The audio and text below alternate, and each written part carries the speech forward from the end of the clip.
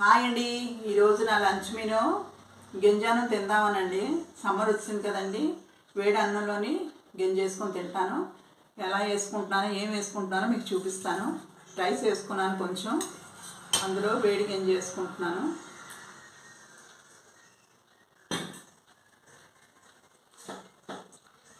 పెరుగు కొంచెం వేసుకుంటున్నాను. పెరుగు కానీ మజ్జిగ కానీ మీ ఇష్టం. నిమ్మకాయ పిండుకుంటున్నాను. సాల్ట్ కొంచెం వేసుకున్నాను. కొంచెం వాటర్ వేసుకోండి. మొత్తం ఇలాగా కలుపుకోవాలి. ఈరోజు మా కర్రీ ఏంటంటే వంకాయ ములంకాడ దుంప గ్రేవీ కర్రీ. ఈ కర్రీతోని మనం ఈ గింజన్నంతో ఈ కూర ఇలాగ మొత్తమే తీసుకుంటే చాలా టేస్ట్గా ఉంటుంది. ఎండాకాలం కడుపు చల్లదనం కోసం ఇలాగ ట్రై చేయండి మీరు కూడా. అలాగే నా వీడియో కానీ నచ్చితే ఒక లైక్ ఇవ్వండి.